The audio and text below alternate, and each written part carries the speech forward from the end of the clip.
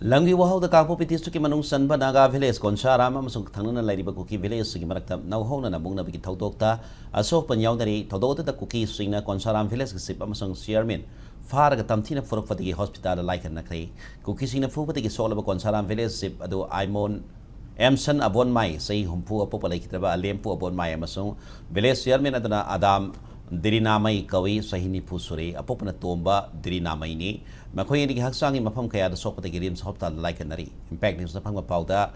kana sayna bagi thodo asi ngang sinamit yung badwai da thokibani Konsarangi Konjasina Konsarama masung Faijang village ki marakta laiba sarukta yimpam thona balaiba kotna semninge da Lailom Vai kuki village amati Faijang kuki village yauna koy bid laiba kuki village ki Konjasin khulai matik sana paidana lalaga makoy gi lamni haidana phubo horpani hairi Tadok ki pau phangbaga security force sing sang sindana sokpa sing adu laimakong RP headquarter phau puthorlaba matung Konjasina rims hospital da bong pukatuna laitanari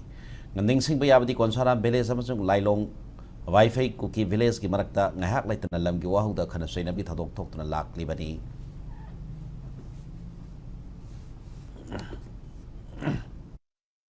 koi yumpham tawbune plot tawbune yum sanaba hoi yumbam semba Fajangi area je uduraba hoi Faijang ga akoi konsakul marakta between hoi kanudi lam disputi kanudi Konsaram bi hoga lam dispute na jema akoi gi lamne dispute na te sing sing iksa gi lamne fu da moine kari season nei pura pada maru kai ga disu yakjang thang chai di loi season nai makoi aigi sisi da moina kin thinjin da bidi kin thinjin bida gi ai su pura gyan mangkre bhab ta de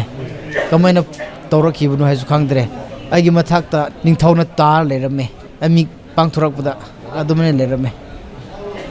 moi di kari haram bi moina haib ji jaga je khoi kuki gi lamni ga haram bar kari hai loi kai jum sabi aro ga haibra hoi yum sabi aroi moi lamni hairi akoina haibne aibu pure ningthau pure adu dagidi akoina haibne ningthau na haibne kari uresu ahan gawari sase haina haibne ahan gawari sagada mathau na te moina pakhum pirai